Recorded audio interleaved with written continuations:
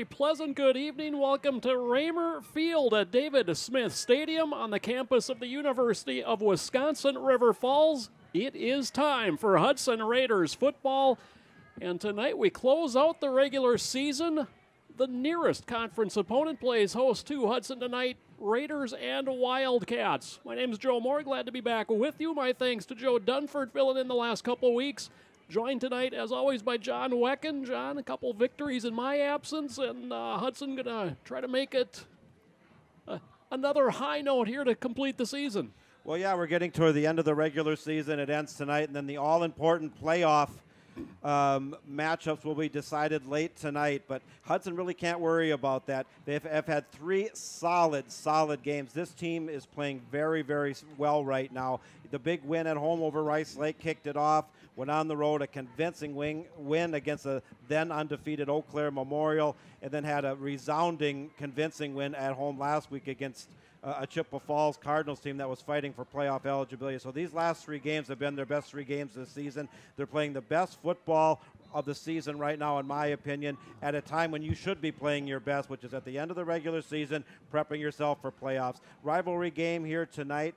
The jug game, they call it in these parts, and Hudson has really dominated this series in the last decade plus. But one thing Hudson has to guard against, and that is one of the worst things you can do in sports, is overestimate your opponent. You're on the road, rivalry game. This would make River Falls not only this season, this would make their the last 5 years, because Hudson has just owned them in the years we've been doing these broadcasts. But you're going to be playing an opponent tonight that's going to throw everything they have at us. And I wouldn't be surprised tonight if maybe we see onside kicks, fake punts, going forward on 4th and long, gambling blitzes, you name it. And Hudson's going to have to deal with it and come out of here hopefully with a convincing win, and then we get into the playoff conversation tomorrow.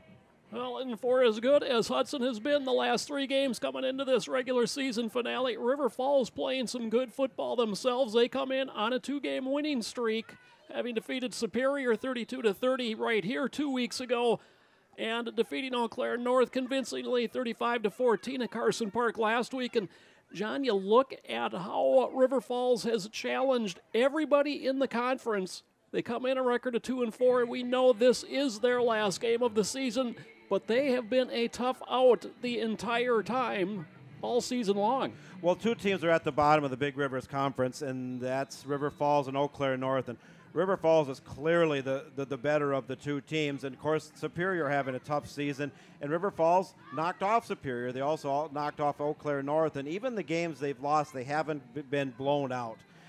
So there is some talent there. And this is a program that's really struggled really the last 15 years in the Big Rivers Conference. They are a Division II school, but this is still a rivalry game. And again, I can't stress this enough. You can't underestimate the power of a home team trying to pull an upset against a rival, against a common rival. Hudson has won the last 8 in this series. Coach Adam Cowles 10-2 against the Wildcats in regular season play as he completes his 13th season coaching the Raiders this season. It is a senior recognition night here in River Falls, and they are currently marching out along with their parents to receive that recognition. And John, one Wildcat we're going to hear an awful lot tonight is just a sophomore. He is their leading rusher, Seth Cole. He's averaging 113 yards a game. He is a workhorse, and that's perhaps one Achilles heel that this Hudson defense has had, is a workhorse-style running back. Absolutely. In their 2 losses, you go back, and his name escapes me right at the moment, but the big back from Stevens Point, who's had an outstanding season and had a great game against them in the playoff game last year, had a big game, and they went down to defeat Justin Evans. He had 200 and some odd yards, I don't recall, 220 I believe it was, or maybe even more. And then in week 5, in the other loss to Menominee, Justin Evans went over 300. So 2 marquee backs had huge nights, and both times Hudson went down in defeat. But they shut down the Minen running back from Chippewa Falls last week. They shut down a very high-powered Rice Lake running attack 2 weeks prior to that. They shut down Brown from Eau Claire Memorial the week before that. So they have faced some other top-notch backs, but you're right. They're going to have to shut him down tonight, and he'll probably be seeing a lot of action and getting a lot of looks tonight. Health-wise, it's important for Hudson to get through this one. John, clean. They, like you mentioned, can't overlook River Falls, but certainly you start turning your sights to next week and that postseason. And let's look into the looking glass here a little bit and just kind of how are we predicting the postseason may spill out here?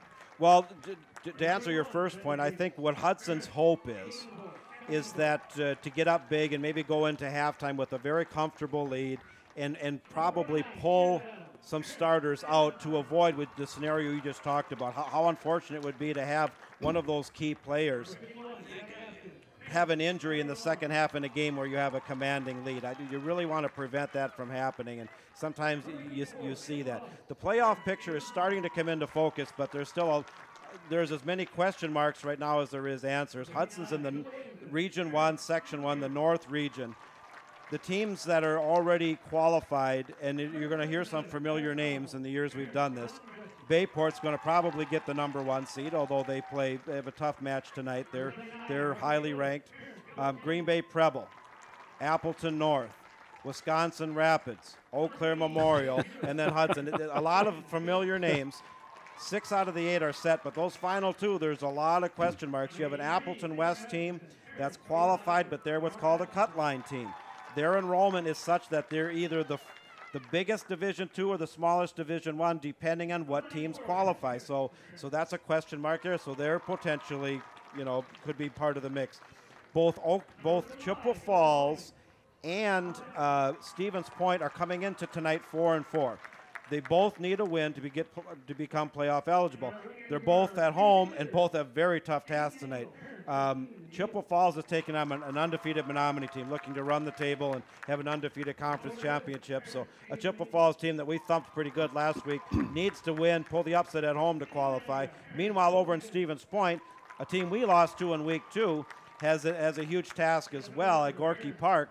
They need to defeat Fond du Lac, who's highly ranked and has only had 1 loss, for them to become playoff eligible. So, both of them could become eligible, neither one or maybe one or the other. So that factors in.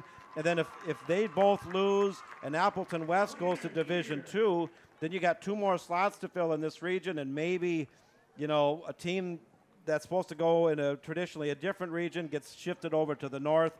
It's a fairly complex procedure. It isn't quite as straightforward, like let's say as basketball is, where everybody makes the playoffs and who's going to be playing who. And those decisions will be made like at midnight tonight, and the actual pairings will be announced sometime tomorrow morning. So keep your eyes open for that, folks. We will know the destination and the opponent within 24 hours. Yep. First things first, however, it is an absolutely perfect night for football. There is not a lick of wind out here. It is 53 degrees, very low humidity. Man, you just can't draw up a fall night any better than this one. Well, it's 100% better than we had last week. We had rain, we had wind, wet conditions, and, doing broadcasting, particularly video broadcasting, when you have rain, you always have additional problems you got to deal with. We got through it. It was a convincing win. I think Hudson's first half against Chippewa Falls was maybe their best half of the season. That and the first half against Eau Claire Memorial. This team is peaking right now. But in regards to the weather, for October 13th, Friday the 13th, weird things happen. That's another. You got to watch out for if there would be an upset to happen. Could it happen on Friday the 13th? You never know. We'll have to see. But, a wonderful day. The colors are in full bloom. The baseball pennant race is on. The NFL and Division I. We'll talk more about this at halftimes in full bloom. And a great, great time of year to wrap up the regular season and onward and upward to playoffs. My prediction is, just real quick, going back to playoffs, depending on what happens tonight, if the Hudson Raiders win, I think they go in as a number 3 seed. We'll see. In which case, they would host the number 6 seed, and you would like to think get to play at Raider Stadium, but as we know from seasons past, that may not always be the case. But wait and see. Like we mentioned, we'll have the answers within 24 hours. Personally, from a personal level, here's what I do not really want to have happen, is to have a rematch against Eau Claire Memorial. We've already done that twice in 12 and 13, and but we'll see. But that's a possibility as well. We'll know more, like you say, 24 hours from now. River Falls won the coin flip. They have deferred their decision to the second half. Hudson said, we'll take the football, so when we get to football action, Raiders will get it, starting things off tonight. But first, we get tonight's national anthem. Now would you please rise, face the flag, the south end, remove your caps, and join River Falls Senior demonstrating for our national anthem.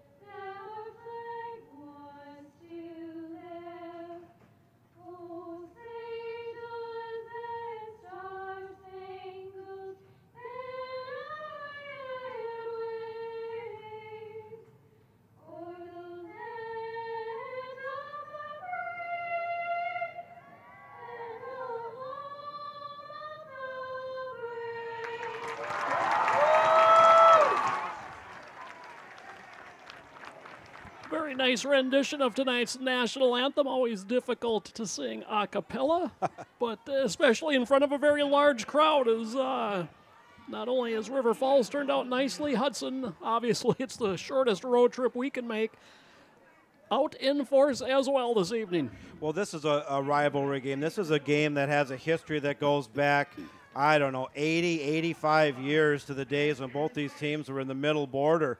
And, you know, it's been a rivalry of streaks. River Falls at one time had won, I believe, 13 out of 15 games, and Hudson's on a comparable run in recent years. Although in 2010, you know, some 7 years ago, River Falls did pull the upset and beat Hudson, and that really hurt their playoff chances, if I remember right. And, Joe, you have it so nicely organized here, and that would be, let's see. I'm looking at the wrong list here. Chippewa Falls, yes, there was a loss back in, I'm sorry, 2008. When River Falls defeated Hudson 22-21, and that ended up costing them a playoff berth, I do believe, but that was before we were doing the broadcast. Bottom line is this, in the years we've done this, Hudson has dominated this series. Certainly have. They have won the last 8 in this series since that 22-21 loss back in an old field. We don't even play there anymore. Right. None of that counts, right? Of course. Hudson offense is being introduced right now. We'll get the River Falls introductions before tonight's opening kickoff. As always, we'd love to hear from you, John. How can folks contact us here in River Falls tonight? So many nice ways to email us.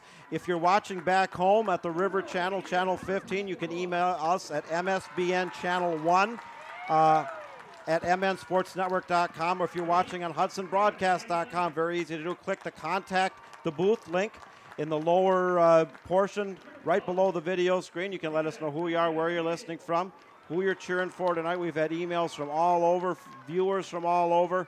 It's been a fun ride this season, and particularly with our new partner, the River Channel. So wherever you're tuning in from, welcome to the broadcast. If you're brand new, welcome aboard. If you're a returning viewer, welcome back.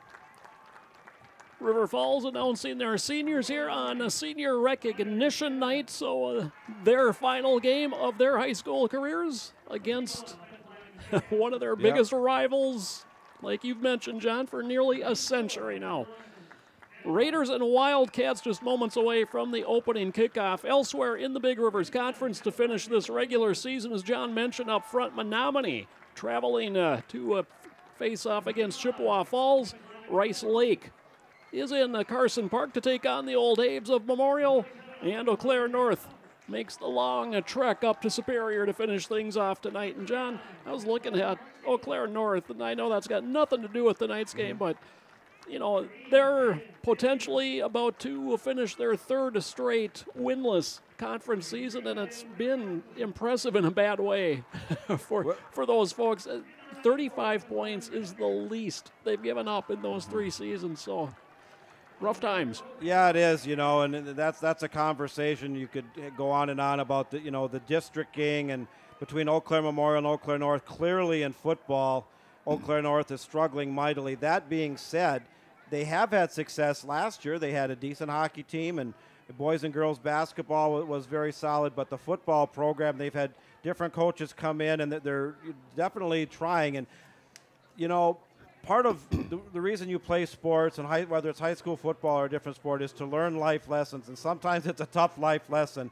But for those athletes for Eau Claire North that hung in there all season long, getting shut out, going multiple games in a row without scoring a point, and basically getting blown out week after week after week, and they stayed with it and practiced hard.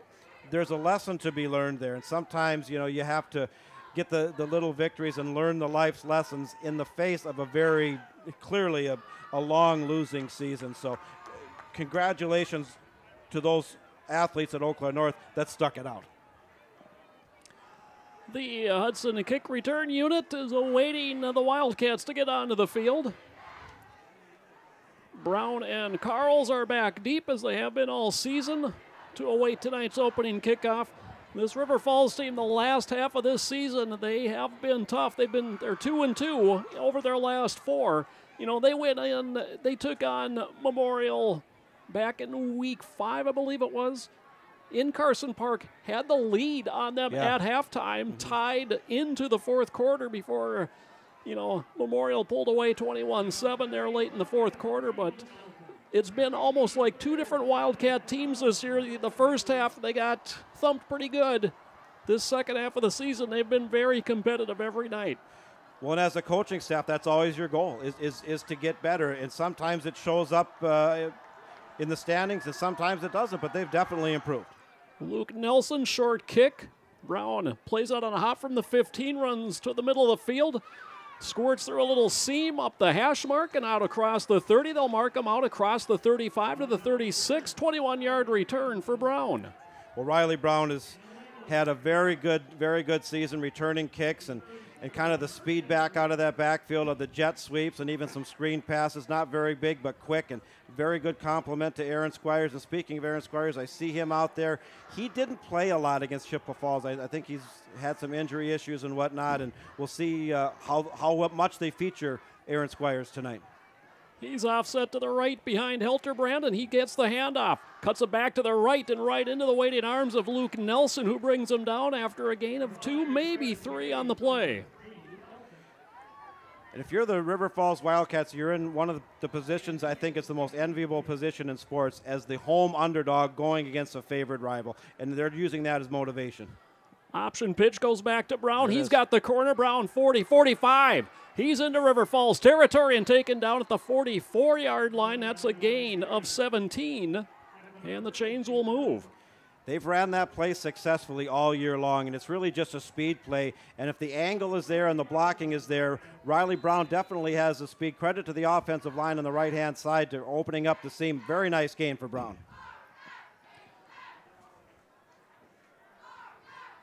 Handoff, Squires picking his way off that right side of the line. He advances near the 40 before he's driven back. Gain of about 2 once again, sets up 2nd and 8. Yeah, nice crowd over there, Joe, for the Hudson Raiders. They brought a nice bunch. Option comes this way, and Brown is going to be taken down into the backfield. A loss of about 5 on the play. Knifing in that time was Aaron Belargin. one of the seniors. Well, the 2 plays previous to that, they ran to the other side of the field, and the River Falls defense wasn't quite as fast shifting over there, but they were definitely quick converging on the ball that time, and that play went backwards. 3rd and 12 for the Raiders. Brown goes in motion. Stepping up, deep over the middle, wide open as Carl's at the 15, inside the 10, taken down at the 4.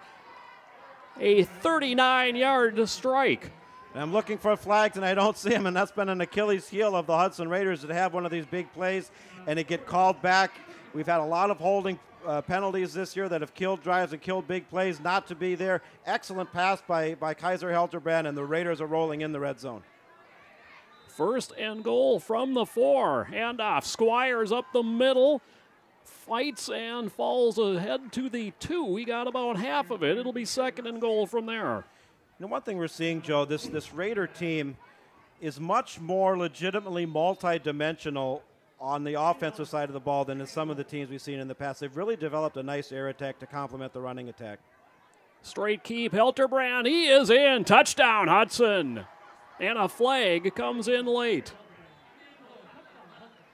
I wonder if they're going to get the Wildcats with an unsportsmanlike.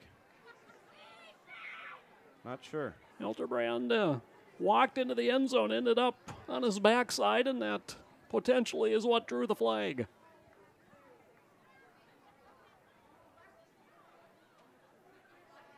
And it is a personal foul call. Personal foul. Which will get tacked on to the kickoff. Yeah, it was just a frustration late hit on the part of the Wildcats there, and yeah, they're going to get penalized for it.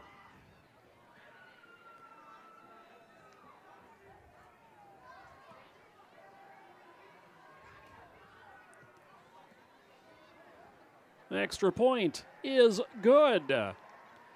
9:51 to play in the opening quarter. It is 7-0 in favor of Hudson. Well, very impressive. This Hudson offense had some struggles early in the year. You know, they only put 7 points up against Superior. They did decent against Kenosha Indian Trail, although, you know, they had their ups and downs. It was week 1. It seems so long ago now. Offensively, they did have struggles against Stevens Point in week 2. You know, Menominee, they had some ups and downs. But ever since then, this offense is just getting better and better and better. Better blocking. The running lanes are opening up. The passing has just gotten better and better with Carls and Stubendick getting separation from defenders, and Kaiser Helterbrand just gaining maturity in that pocket. He has the arm strength, excellent field vision, and his accuracy is there, and they're complementing that with that quarterback draw play, the kind of the read option, and he's a big kid and he's fast. They didn't have a lot of success with it early, but they've stuck with it. And that quarterback option with the traditional running attack complemented by the passing attack, this offense is really moving.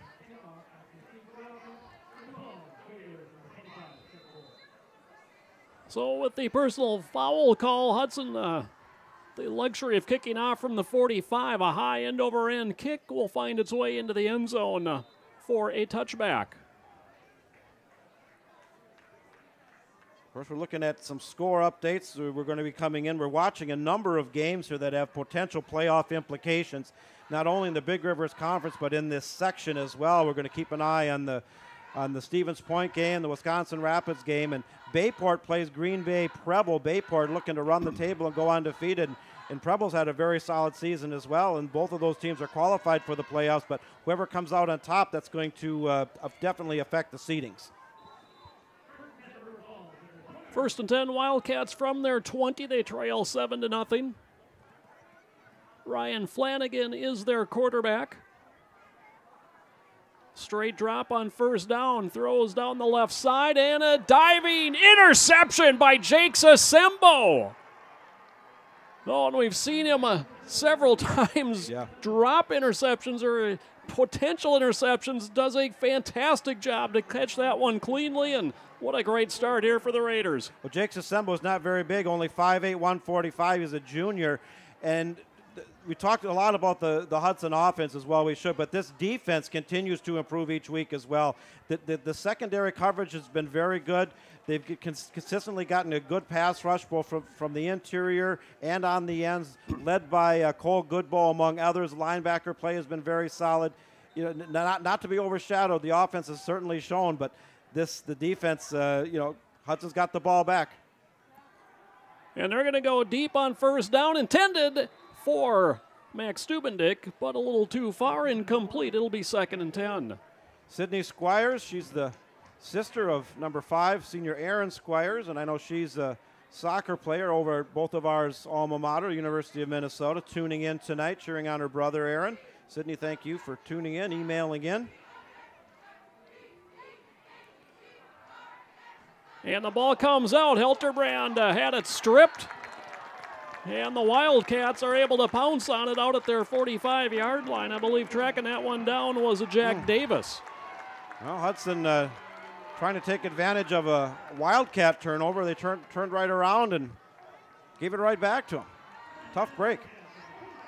Eric Bark on the recovery for River Falls as the team's trade turnovers here early in the first quarter. Hudson does have the 7-0 lead with 9:34 left to play in the quarter. Of course, if you're River Falls, you know when you turn the ball over in your first play from your first offensive play of the game, already down 7-0, this is a huge break to get it back. Handoff, Cole tries the left side, cuts back, and is run down from behind, but he gets into Hudson territory after a gain of 6 on the play. Well, we talked about him in the pregame. They're probably going to have a steady diet of Mr. Cole, only a sophomore, and has had a very solid season, and he got 2 more good years to go.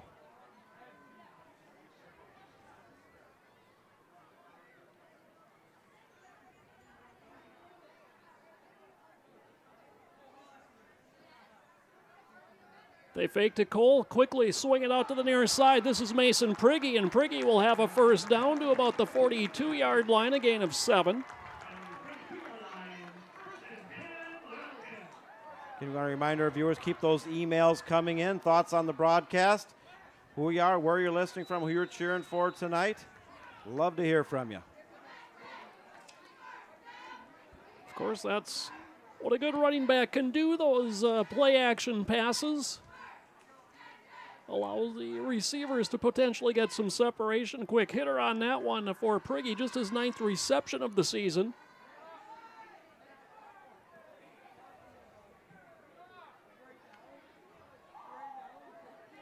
Handoff Cole, big hole up the middle, tries to bounce it back to the right, and then is gang tackled at about the 38-yard line. Gain of 4 on the play. River Falls got burnt going through the air, but again, with nothing to lose tonight, they're not going to qualify for the playoffs. I think they're going to pull every bag of tricks out of every potential thing out of the bag tonight.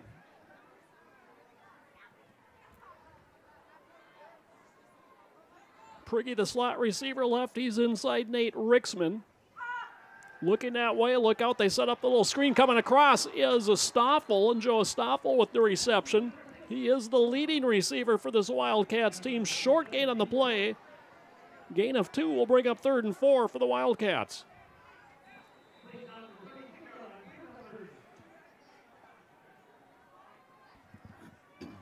Well, Flanagan has not thrown an incompletion yet. He's just throwing completions to both teams. That's one way of looking at it, sure.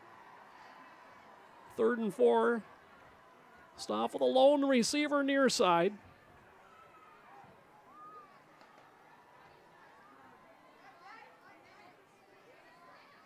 They fake the jet sweep to Cole, and then the little dump pass over the middle is incomplete.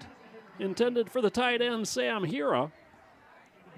4th and 4, and the offense stays planted on the field for River Falls. And that's what I was referring to earlier. You know,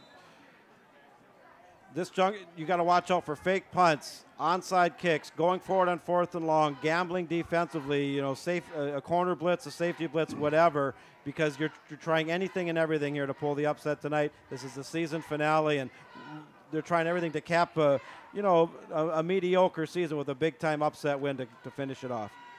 Trip receivers right. Cole the setback. Bunching receivers here on the right side. Now, yeah, they got to talk it over.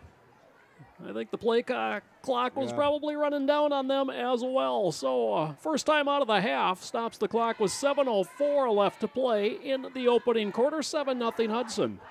Still waiting for some score updates coming in tonight, and we'll be kind of speculating here as this game goes on what might happen, particularly at the end of the game. But what you want to do to check out the playoff pairings and stuff, the great website to go to is wisports.net, wisports.net. They do a tremendous job with standings. Travis Wilson down there heads up that crew, and they just do a really good job. You and I, in the years we've done this, have really used that as a resource.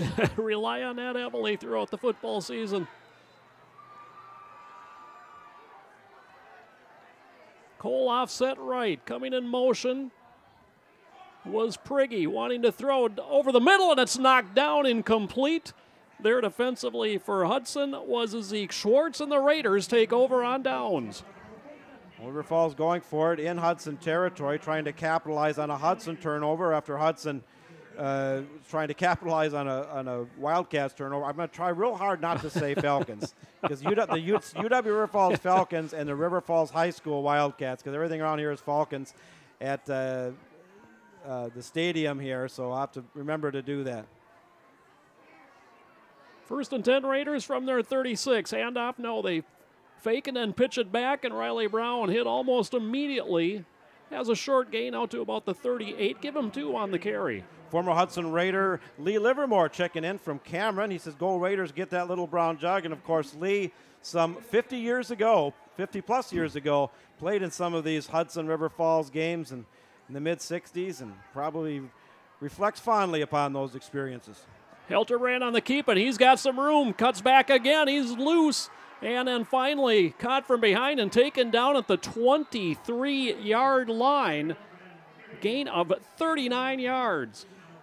And once again, that quarterback option or the quarterback draw play, that has really become a legitimate weapon as part of this offense.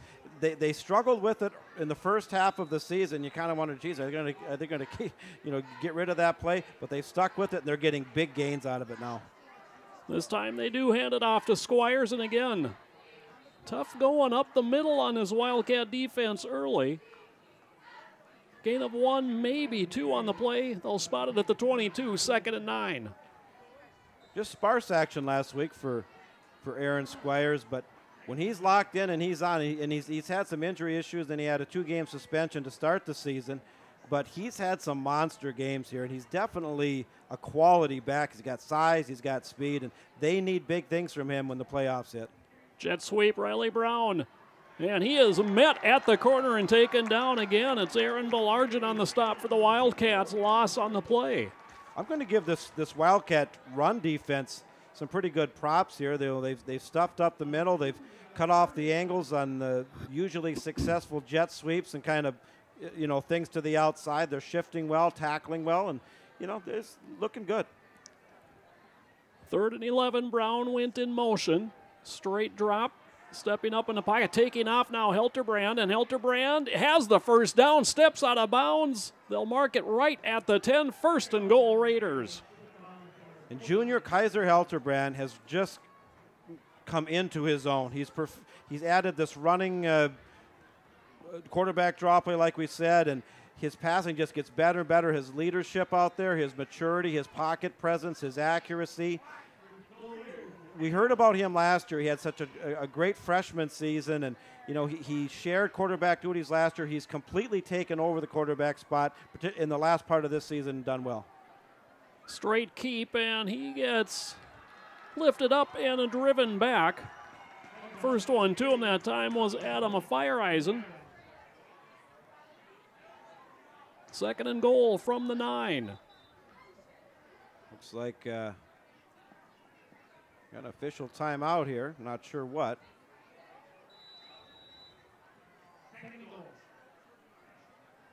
Well, it was short and sweet. Short and sweet, yeah. Whatever it was.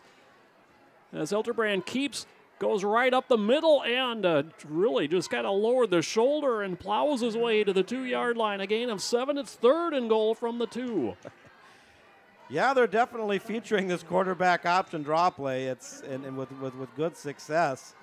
I look for them to, what are they, about the 2-yard line here, to one of two things. They'll power Squires between the tackle, or they'll do a play action rollout. I think it'd be one of the two. It's Squires. Squires lowers the head and bowls to the goal line. In. Touchdown, Raiders. Guess it was option B, and it worked. Or A, excuse me. 2-yard run for Squires makes it 13-0 Raiders.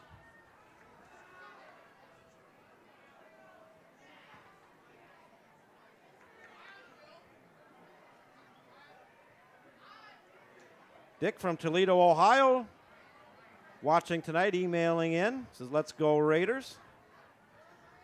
Glad to hear from you. And the extra point is a straight through. 4:09 left to play in the opening quarter. It is now Hudson 14, River Falls nothing. Well, Joe, you've haven't seen Hudson the last 2 games so far in the first quarter. What are your initial thoughts? Rather impressive looking. Rather impressive. I mean, and you mentioned it. They really have, and it started, I think, with that Rice Lake game. It did. And not having seen the last 2, but it just seems like that drilled in the confidence that it's like, okay, we can be a good team, and boy, they haven't looked back. No, they haven't, and the passing attack has come alive. The quarterback option play, like I said, the jet sweep, the power running game is still there. Excellent offensive line play. They still are hampered occasionally by the turnover or the unfortunate penalty. I think they're going to have to try to shore that up as we head into to playoff competition. The defense, very good. Cole Goodbow continues to have an outstanding season, and this coaching staff has accomplished a number 1 goal, and that is to get this team better and better every week and to be playing their best football at the end of the season when you go into postseason. End over end kick, and mistake there. Joey Davis let it bounce. He picks it up and tries to find a seam. He's out back across the 20. They'll spot him at about the 22. Our first score update of the evening is coming in tonight, and Bayport with an early 7-0 lead over Green Bay Preble. That has seeding implications in our section. And I do know that Aaron Squires was doing some kicking before, and we have an 86 for the kicker, but we don't have an 86 on our rosters. We're going to have to see if we can figure out who the kicker for Hudson is. First down handoff is Cole, and he is dropped behind the line. Cole Goodbow, a knife and in, drops him for a loss of 2. Goodbow had a huge game against Chippewa Falls, and it's really a secondary concern at this point. It's all about the team. But I think he's going to get some accolades and some recognition, for an outstanding season. Once we're all wrapped up. Here it comes again. They swing it quickly out to Cole. He cuts back to the middle of the field, gains some steam, runs through a tackle, and runs through a second tackle, and is finally finished off way out at midfield by Cody Sika. Yeah, Cole's definitely got some talent there. A sophomore getting significant actions, got some speed, squares his shoulders well, really broke, 2-3 tackles there, and then turned on a little speed. Nice gain. Into Hudson territory, 1st and 10 at the 49. Handoff, Cole tries the middle, runs through an ankle tackle, and then is getting tackled and dropped after a gain of 1, maybe 2 on the play. He's listed at 5'11", 180, only a sophomore. Good size. And they are very excited, I'm sure, about him. They got him for 2 more years, and if he wants to keep working, he's going to be a good back and make a name for himself in this conference. 2nd and 9, they fake to Cole. They swing it out, and that may have been tipped on the way out. incomplete, sets up 3rd and 9. I don't know if that came out funky or if that was tipped there. I'm not sure there. We got another score update, second quarter. Fond du Lac and Superior, or Stevens Point, and that game is at Stevens Point. Stevens Point fighting for playoff eligibility. They're going to have to pull the upset against a one-loss, highly ranked Fond du Lac team. That's all knotted up 7-7 in the second. They fake to Cole. Ending up with the ball is Stoffel, and Stoffel weaves his way for a first down to the Hudson 31-yard line, a gain of 17. That being Joel Stoffel, another big kid. He's 6'3", 210. Another sophomore. You know, they feature, I'm looking at this roster here, they feature quite a few sophomores and juniors on this team. We got a future, building for the future here in River Falls.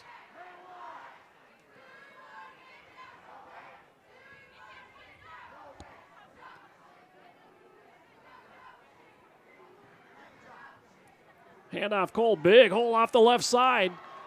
He's inside the 20, he's inside the 15 before he's taken down. Gain of 17 for Cole and another Wildcats first down. Grandpa and Grandma emailing in. They say go Kaiser, go Raiders, that being Kaiser Helterbrand, quarterback. Grandpa and Grandma, they're listening in Springfield, Missouri tonight.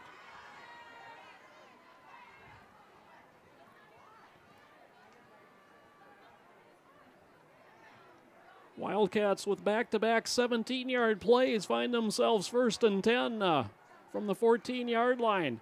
Handoff, Cole cuts back and is tripped up. Falls ahead just inside the 10, give him 4 on the carry. We've called, this is our 7th year calling River Falls Hudson games, and I have to say, we're early on here, but this is one of the better River Falls teams that I've seen in the years we've called, and they've really struggled. They definitely have had a lot more losses than wins in recent years, but this is a team that's got some potential. 2nd and 6 from the 10. Handoff Cole, and boy, had a big hole. Closing it up quickly was Cody Sika. Gain of 3 on the play. Sets up 3rd, we'll call it 4. And Cody Sika is one of these, and he's a junior, not very big, 5'6", 180. He is a guy that has just really been one of the anchors of this Hudson defense from his linebacker position. They fake the handoff, dump it over the middle, touchdown, River Falls. Joe Stoffel on the receiving end, and it's 14-6. Well, very nice drive at River Falls, a nice mixture of pass and run, had several big plays, drove into the red zone and sealed the deal, and they've cut their deficit almost in half with the extra point pending. Nice drive by the Wildcats.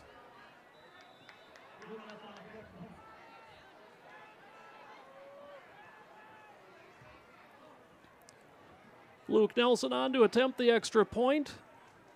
Coming late to the party, Tanner Kelm on the offensive line for River Falls. Nelson's kick, a low line drive, but is between the uprights and good. 46 seconds remain to be played in the opening quarter. It is now Hudson 14, River Falls 7. Another score update in one of the 5 key games we're watching tonight. The Chippewa Falls Cardinals trying to pull an upset at home, just like Stevens Point, and become playoff eligible. The undefeated and highly ranked Menominee Mustangs with a current 6-0 lead over Chi-High, that over at Doré Field. Aaron Zulli emailing in. He says number 86 is Daniel Zulli. Thank you so much for giving us that information. He is not on the roster. He is a sophomore. Number 86 is Daniel Zulli. Thank you, Aaron. Appreciate that.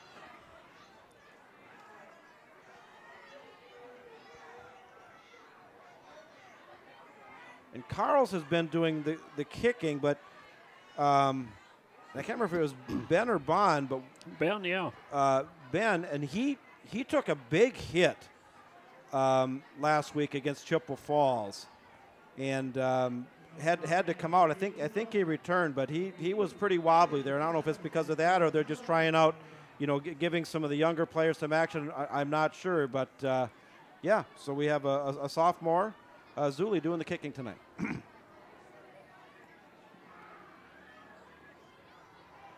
Luke Nelson has it on the tee, and John onside kick.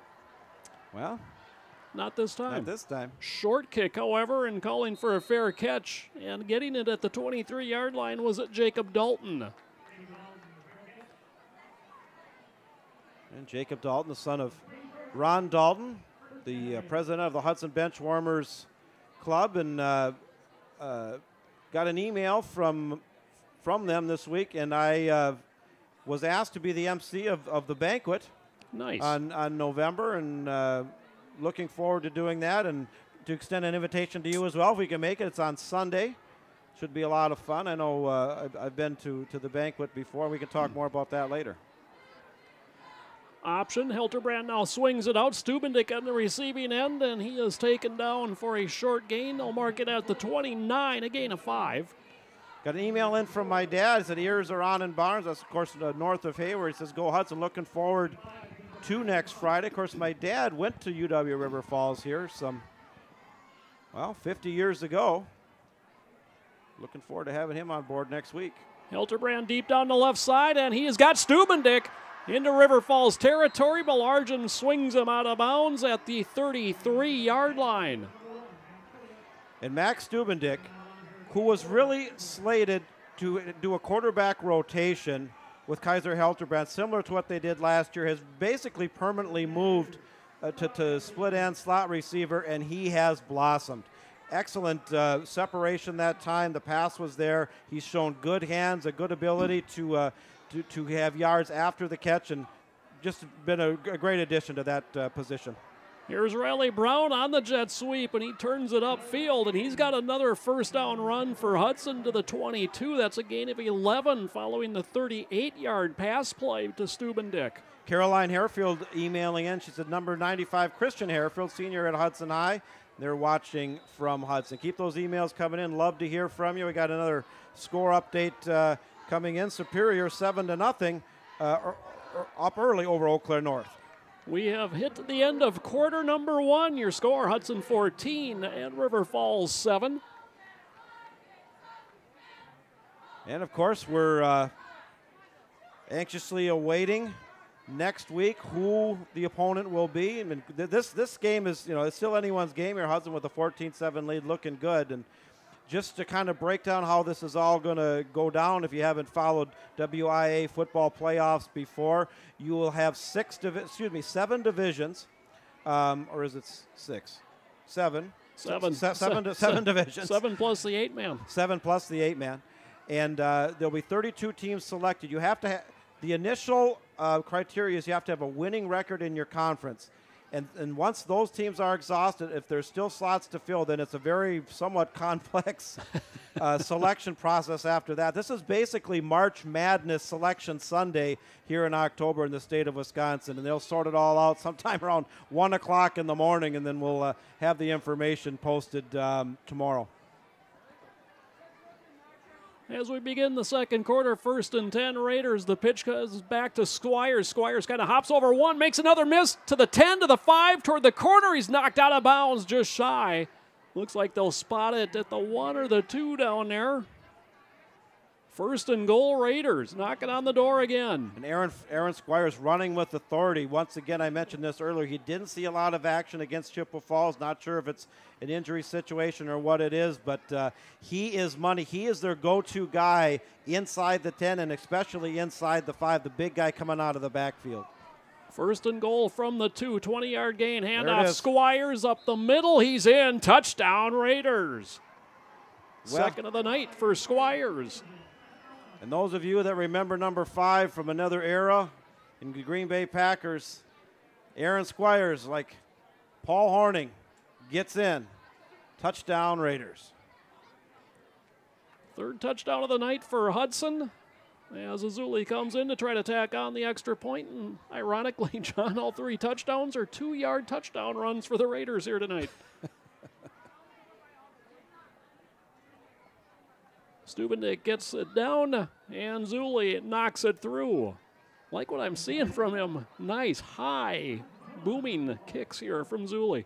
Well, it's nice to see a sophomore get the action. I got a chance to see the sophomore team a little bit. They at least played one of the games over at Newton Field, right across from our home there, and there's some good talent on that sophomore team. They brought a couple up, including Zuli, and what a great opportunity to play in the little brown jug game. And we got an email coming in from Tom Beer. He said, "Go Raiders!" He played in this game in 1954. This was the first, and he has a little history here. This was the first year he played for the what would go on to be called the Little Brown Jug. And Hudson won 7-6, and they ended 8-0 in 1954. There was an estimated crowd size that year of 5,000. It was a game played on a Saturday. That's how big this rivalry was.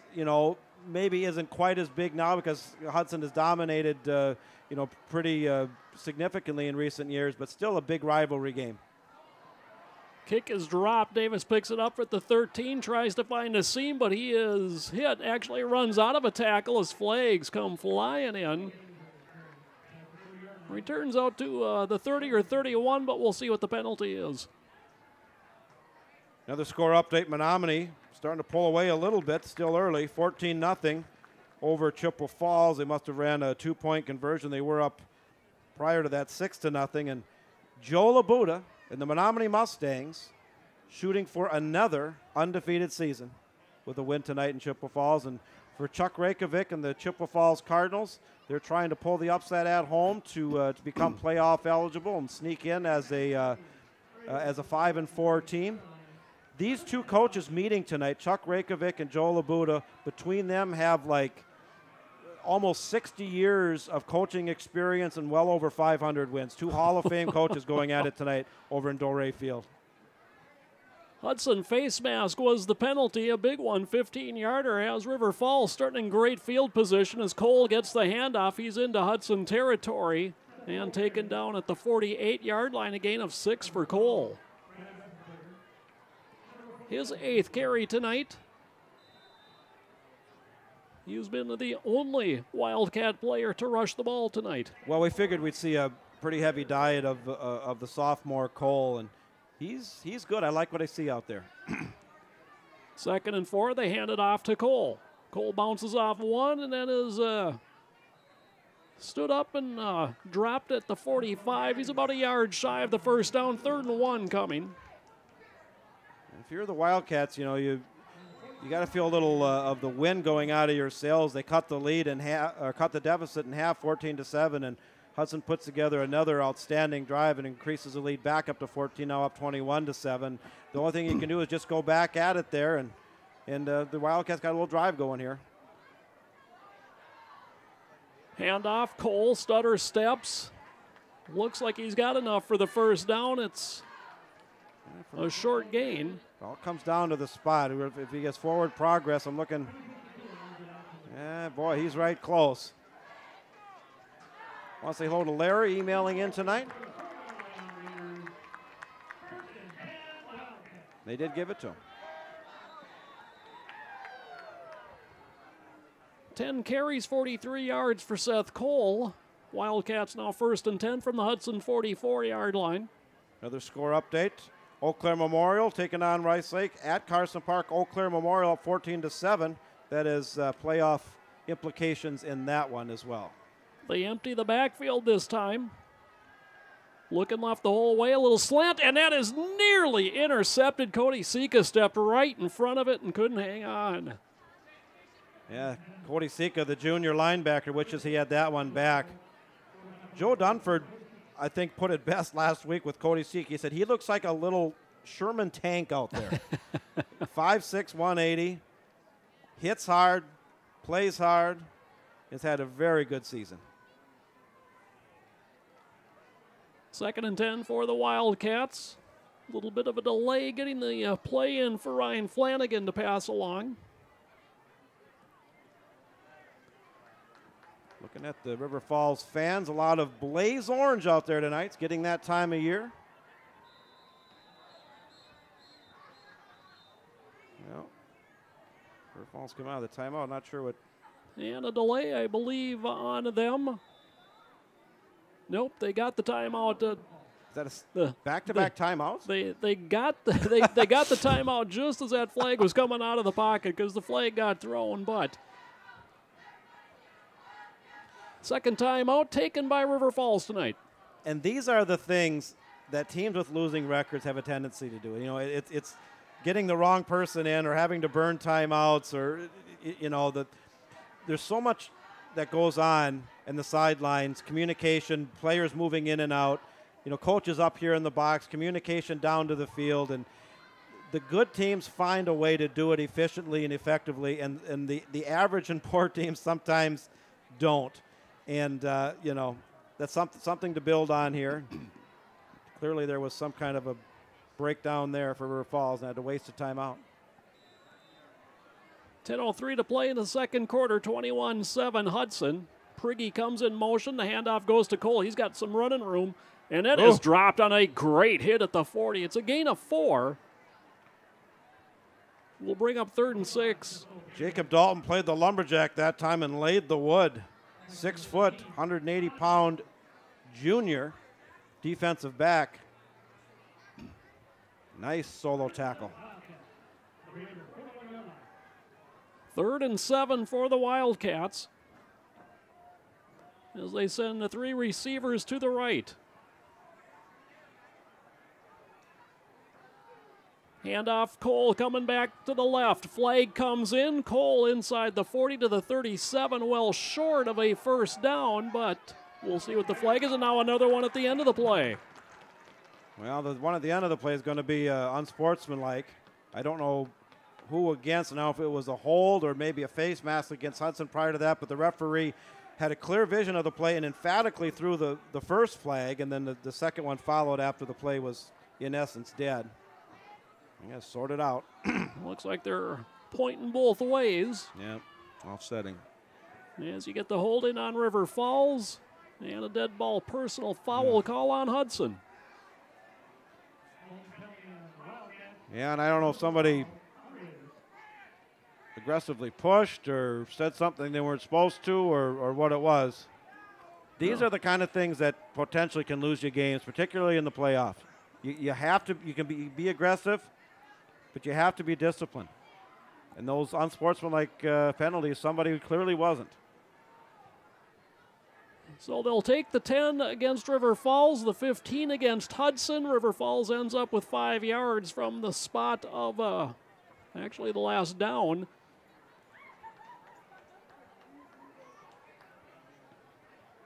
Now the chains have moved, and I'm not sure about that one. From where the line was, it would be 2 yards to go yet for a first down. And Adam Cowles is asking for clarification over there. Of course, Hudson on the far side, on the visitor side across the way. This beautiful facility here, Raymer Field. What's the official name when they renamed it? David Smith Stadium, Raymer Field. David Smith Stadium, Raymer Field. They had a big fundraising drive that took a lot longer, quite frankly, than was originally planned for. But this stadium was in bad need of. No clips in the windows. It was bad need of renovation here, as Adam Stilson says that this press box, as nice as it is, that the windows don't open. So we had to be very creative with our camera placement tonight, and we probably got 5 miles worth of wires running in various directions, but we make it work. We do a lot of work behind the scenes to bring these games to you, and hopefully you're enjoying us on this beautiful Friday night. Wherever you're listening from, thank you for spending your Friday night with us on HudsonBroadcast.com, powered by MSBN. Whether you're abroad, back home in Hudson, here in River Falls, hope you're enjoying the broadcast. When it's all said and done, it is 3rd and 2 for the Wildcats. Prigge comes in motion, handoff, Cole bounces it to the outside. He's got a first down. He's met there at the corner and spun to the turf by Sika, but a gain of 5 will move the chains officially now for River Falls. Excellent seal block that time by Tanner Kelm, the junior offensive lineman, 6'3", 225, good-sized boy. And the running lane was wide open that time. Cole's going to be worn out by halftime. They're going to tally it up here, but they're featuring a steady diet of him as well. They should. He's now carried 12 times in this contest and still 8.5 left to play in the first half. Carry number 13 for Cole. He gets to the 27. He got hit there and driven backwards, but that is a gain of 4 on the play. He ran into 3 Hudson defenders. They converged very nicely on him. And that's another thing that they've gotten better is aggressively attacking the ball and converging, getting multiple defenders in there, getting multiple hits, wrapping up. And the defensive unit has just gotten better every week. Jacob Dalton was the first one to get to him. 2nd and 6, straight drop. Flanagan dumps it over the middle, juggled, and it falls incomplete, intended for Stoffel. Zeke Schwartz there in the coverage. And Dan, I believe it's Tony Otto. Dan, I hope I said that name right, tuning in and asking for a breakdown of the highlights of the first quarter. We'll do a recap during halftime. So thanks for the excellent work you guys do, and said the video quality is excellent. Thank you, Dan, for the complimentary email and for tuning in tonight. We will recap some of the first half highlights at halftime. 3rd and 6, just flung out Good for play. Cole. Cole, he's got the first down as he runs over the Hudson defender, Asembo. Gain of 10 on the play. It'll be 1st and 10. The Wildcats from the 16-yard line. Love the play call by the Wildcats that time. Kind of a jailbreak screen off to the left side as Hudson had multiple defenders in. They've been getting a pretty good pass rush all night here, but I like what I see with this Wildcats team, and this is the 7th time in the jug game that we've covered. They are not rolling over, and they're not playing intimidated. They're down two touchdowns to a very good Hudson team, but they're hanging in there. Handoff Cole. Ball came out, and coming away with it is Cole Goodboe, and Goodboe is off to the races. Look at him go. And I don't know that they'll catch him, boy. The big man's running out of steam. He's to the 10, the 5, and he is in for a Hudson touchdown. No flags on the play. The senior season, or the standout senior, having a phenomenal senior season, possibly in line for at least some kind of a mention of All-State. We'll have to see. As a Wildcat is down, but he took it to the house. 81 yards on the fumble return for Cole Goodboe. It's 27-7 Hudson as the players from both teams take a knee, while the injured Wildcat players attended to way back at the original line of scrimmage. And I didn't see what happened there. I looked down and I didn't really see the fumble there. Obviously the ball came out and it wasn't caused by the ground. It was a live ball, and Cole Goodboe just scooped it up, and the big guy just took off down the left side of the field. Got pretty good separation from the Wildcat offensive players trying to catch him. He had a couple blockers around him. He was not to be denied. Took it to the house, but unfortunately right now we have a Wildcat player down being attended to. And we can't see who No, it is, and I'm trying to do the quick scan, and I really hope it's not the ball carrier. And, we saw it in a Vikings game a couple weeks ago. An injury happens, and the ball just comes out, and I believe it is Got up. Seth There we Cole. go. It is Seth Cole. That's unfortunate, but he's able to walk off here under his own power, which is great to see. Yeah, maybe he just got the wind knocked out of him. He was the ball carrier on that play, correct? He Yep. was. Yeah, okay. And the sophomore getting a lot of action tonight. We speculated he might. He's had a good season. And he's coming off here. We got a score update after this extra point coming up by the Raiders. They look to go up by 3 touchdowns. Stubendick the holder, Daniel Zuli, 3 for 3 tonight on extra points, looking to make it 4 for 4. And he is successful.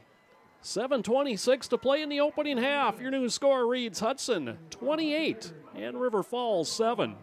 And really, this game has been closer, but River Falls has been victimized by their own mistakes, their own turnovers. They had to burn a couple timeouts, and Hudson has made them pay here and opening up a big 28-7 lead here in this rivalry game. The Little Brown Jug, the history that goes way, way back. We've had a couple players that played, Lee Livermore, and let's see what else we had coming in. I got to make sure I got the name right here. Tom Beer played the game back in '54.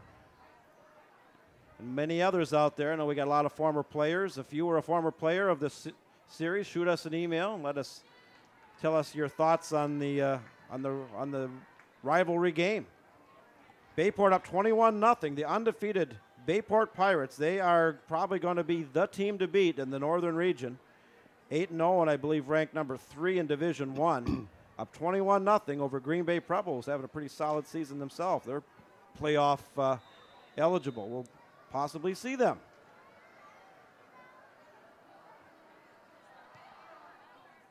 Zuli's kick short, taken at the 21-yard line, and dumped out across the 30. One of the upmen on the return. That was Adam Fireeisen on the return for River Falls. Yeah, and that's, and if they are the number 1 seed, John, ranked second or third in the state, that's where you hope you're not the number 4 seed and potentially have to see them in round 2. In level 2, yep. Right. Menominee starting to pull away 21-0 over Chippewa Falls. Bad snap in the end zone, and the battle over in DeRay Field. The Chippewa Falls tries to become playoff eligible. The Mustangs try to run the table for an undefeated season. 2 Hall of Fame coaches, long tenured, going at it. And it's all Mustangs so far. Well, Seth Cole remains on the bench. Luke Nelson is now the tailback for River Falls. They hand it off to Nelson, dances in the backfield, and he is going to be stacked up right about the line of scrimmage before he's driven backwards. And with Cole on the sidelines, who was such a huge part of their offense here in the first half, the Wildcats got to come up with plan B quickly because they find themselves down in a 3-touchdown hole. If they go to the air, they've had some struggles there. A loss of 1 on the play. Credit Cade McDonald with the tackle for Hudson. Quickly fired out and incomplete, intended for Mason Prigge, and it'll be 3rd and 12. Yeah, the momentum was going a little bit in River Falls' way. They had a good drive going. We're almost into the Hudson red zone, or maybe they were just inside the red zone. Then that fumble, which Cole Goodball took all the way to the house, has completely taken the wind out of the sails of the Wildcats.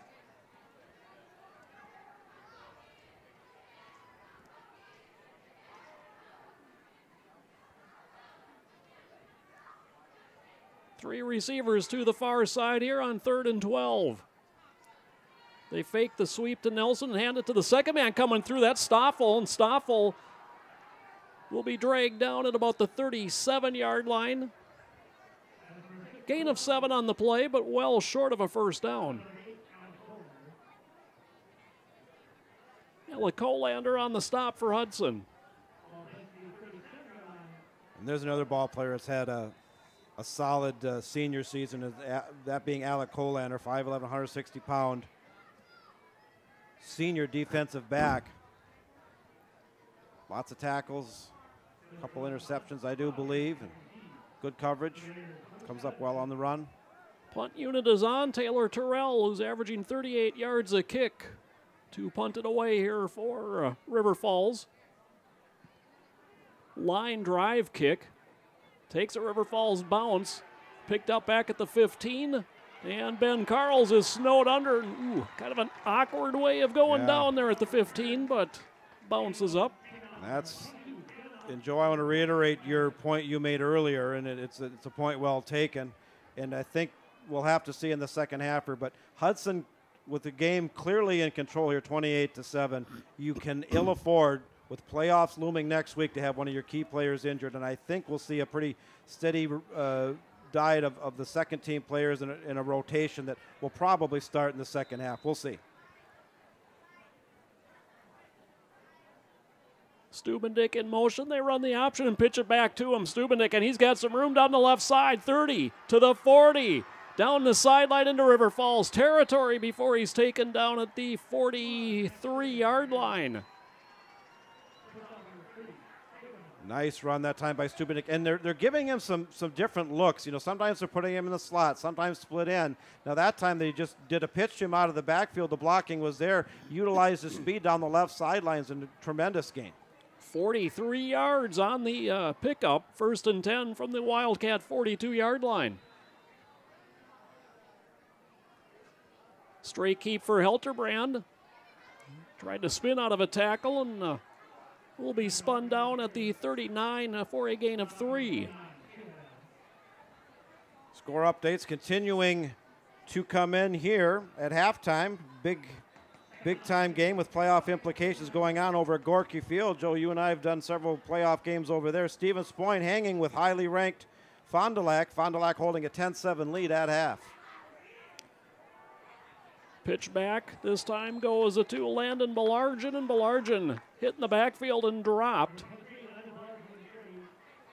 Loss of 2 on the play. Excuse me, going to bring up 3rd and 9 here for Hudson. Clock running, 4:50 to play in the first half. And Belargin, he's one of the seniors that doesn't see a lot of playing time, but you'll probably see a fair amount in the second half. The 5'9", 160-pound senior, primarily playing defensive back, but also getting some looks at the running back position. Brown in motion, Helterbrand to throw. Throws the slant. He's got Carls very close to a Hudson first down. And Ben Carls has really impressed me with plays exactly like that. Just basically a slant pattern across the middle, 7, 8, 9 yards. You know you're going to get hit by the linebacker and the safety, but he's bringing the ball in, taking the hit, and he just gets better and better. Helterbrand, it's kind of a hot read, and they've working it to perfection. And so close that they are calling for the chains to come out and measure this. It's either going to be a 4th and inches or 1st and 10 for the Raiders. Hilterbrand with that completion, 4 for 5 on the night for 90 yards. And Harlan Arrowhead, 9-3. I'm not sure who the opponent is here, but the Warhawks struggling a little bit. They need the win tonight to become playoff eligible. And with so many of those teams that you talked about up front, John, that are sitting on that bubble. Yeah. Oh, yeah. Obviously going to have a huge determination on who falls where. Hudson was short, 4th and inches, and an easy keep and first down here for Helterbrand as the pile moves to the 30. Fresh set of downs for Hudson. Hudson still got plenty of time to work with 4:12. All 3 timeouts. They can put up another score here. They're going to be in really good shape going into halftime.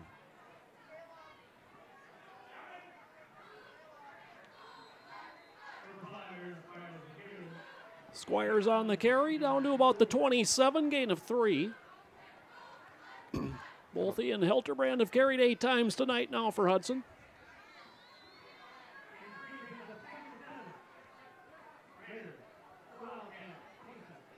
A boisterous River Falls student base down below. Pretty good crowd here at this nice facility. This is Stubendick, turns it upfield to the 20, to the 15, to the 10, down the sideline, dives for the pylon, and do they give it to him? They do. Touchdown, Raiders. 27 yards for Max Stubendick. Well, Stubendick and Carls, as targets for Kaiser Helterbrand, have turned into a potent 1-2 punch as receivers. And Stubendick is showing that speed. He's not real big. And he got in there down the right sideline, and he just got the tip of the ball over, hit the pylon. You only got to break the plane. Nice play. Hudson's rolling. Zulian to attempt the extra point. High snap, Stubendick gets it down, and the kick is good.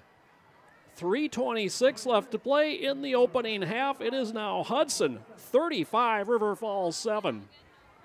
Of course, not to be overlooked. We've been kind of keeping an eye on this because it is something of national significance. The Kimberly Papermakers going, I believe, for their 64th consecutive victory tonight. 3-time defending Division I state champions. They were Division II state champions the year before that. The last time they lost was in a section final game to Harlan Arrowhead the game before we played Heartland Arrowhead in 2012. We're coming up on 5 years ago. That is the #1 active streak in the country for high school football. That's amazing. That is amazing, and I think they're at 64. I think tonight is going for 65. They're shooting for 65. That sounds right. And the road to the championship in Division I, and Hudson will be part of the mix, eventually goes through them. No doubt. Another high kick taken at the 15-yard line. And Davis is finally stopped at the 28-yard line. 3:21 left to play in the opening half. It is all Hudson, 35-7. We've got some additional score updates coming in. I want to thank my mother. She has a tremendous task tonight, monitoring a bunch of games and giving me score updates all night long. I want to thank her. She's been doing it all season long. It's particularly important tonight as we're trying to sort through this playoff potential scenario here. Rice Lake has pulled ahead up 21-14 over Eau Claire Memorial. Menominee rolling now 28-0 over Chippewa Falls, and Superior 14-0 over winless Eau Claire North. Nelson again, the tailback for River Falls, as Cole going through what looks to be some concussion protocol. Yep. On the near sideline, the handoff goes to Nelson. He's going across the 30 to the 31 for a gain of 3. And there's and you make an excellent point, there's very specific concussion protocol requirements and regulations in place. There should have been years ago. They finally, there was once upon a time where, you got knocked around, the coach would say, get out there, and that's the end of it. No more. If there's even a potential of a concussion, you're done. Prigge comes in motion. They wanted to throw to him, and instead it's just thrown at his feet as, boy, Hudson had that one sniffed out beautifully. Bon Carls, Jake Sasembo didn't bite at all. Yeah, it's become a very disciplined unit. They're very aggressive. They attack well. They converge well, and they've been practicing well. And the credit goes to a bunch of coaches, in particular defensive coordinator Neil Hatfield, who oversees the defense. And games are won and lost in practice, and I think this is a Hudson team that has had a good season of efficient, effective practice. And that's what has gotten them to this point and why they're successful. 3rd and 7 for the Wildcats. High snap. They run the jet sweep. And they run it effectively as they will have a first down out to the 39-yard line. That's a gain of 8. Mason Prigge on the carry. And, of course, in the second half, we had to clarify this last week because I wasn't sure, but when the margin is 35 points or more in the second half, it goes to running time. Right now it's not. It's 28. So we'll have to kind of, keep an eye on that as well. 1st and 10 from the 40. Handoff and no room to run that time. Cody Sika knifing in. Zeke Schwartz there. And the big man in the middle, Alonzo Madsen there as well. And a lot of these seniors, just as we saw last week and even 2 weeks ago, the second teamers and the seniors in particular have gotten a significant amount of playing time because they've had such outstanding first halves. Delayed handoff, and Nelson is hit immediately. Again, Alonzo Madsen blows that play up, gets some help from Schwartz. Zeke Schwartz, he's another senior, 5'7", 185.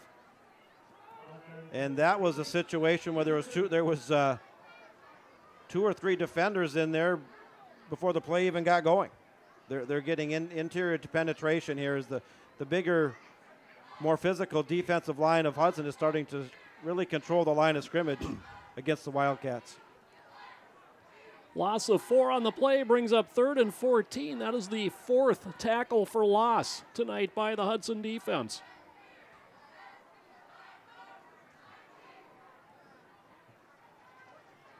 Straight handoff and nothing doing. That is tackle number 5 for a loss. Nelson on the carry loses a yard. It's 4th and 15. And with Seth Cole, the sophomore running back who carried most, if not all, of the load through a good share of this first half, is now sitting on the sidelines with a possible injury. This Wildcat offense really looks completely lost right now. Nobody back for Hudson as they are going to play against any kind of fake here. Yeah. Very high kick, not very lengthy, and then it takes a Hudson bounce and is finally stopped at the midfield stripe. 15-yard punt, and Hudson, just 19.4 seconds remain in the half. The Hudson coaches in the box to our right, Neil Hatfield among others, heading down to the locker room and talk about a very successful first half. I think Hudson will just sit on it here, run the clock down, and go again with a 28-point lead. Hilterbrand kneels it down. Oh, and now Timeout, Hudson. timeout taken.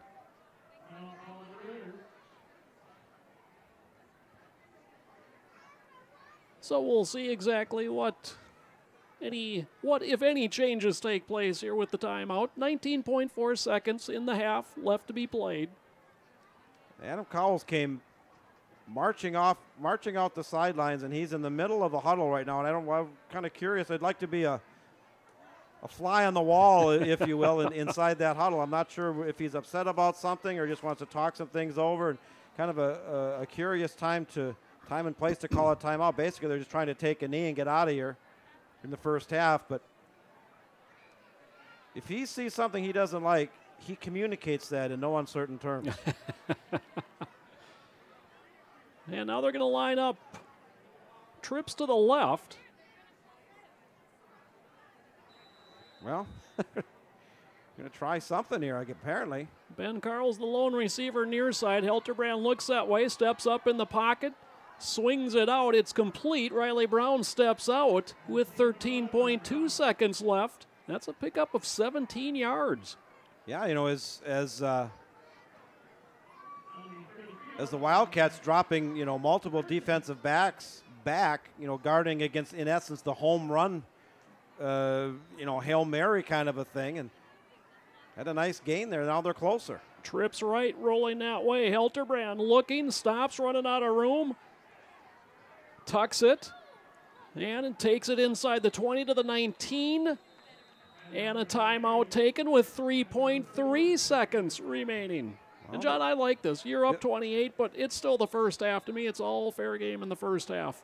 It is, and you know, now looks like they're going to try a field goal from this juncture here and bring the sophomore and see if he can do it. Bring the young man in. Let's see what he's got. Oh, the extra points will look solid. Should be about a 36-yard attempt. He's going to have to hook it from the near hash. Zuli. Now we'll see if Hudson's got any tricks up their sleeve because not Kaiser Hilterbrand, but Max Stubendick is the holder. And as you mentioned, John, used to take some time at the quarterback spot. Oh, yeah. We'll see. High snap. It's put down. The kick is on the way. It curls, and it is it's good. He's got it. 36 yards out, Daniel Zuli makes this a 38-7 halftime score in favor of Hudson. Hudson to kick it away here to start the second half after River Falls deferred the decision.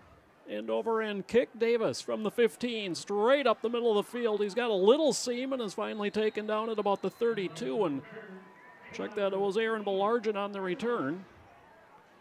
Just taking a quick look, I like to do this periodically. I want to say hello to fans watching from all over. We've got a lot of fans watching back in Hudson and in a lot of different places in Wisconsin, also in Minneapolis, but Ottawa, Ontario, Melbourne, Australia, Tampa, Florida, Atlanta, Georgia, Sac City, Iowa, Baraga, Michigan, San Antonio, Texas, North Augusta, South Carolina, Hydro, Oklahoma, among others. Thank you wherever you're tuning in tonight for spending part of your Friday with us, and hope you're enjoying what you're seeing.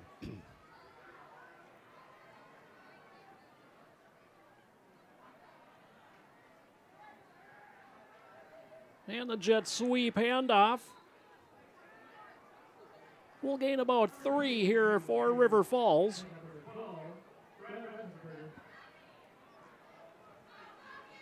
And of course, we want to be cognizant of the potential for the running time scenario.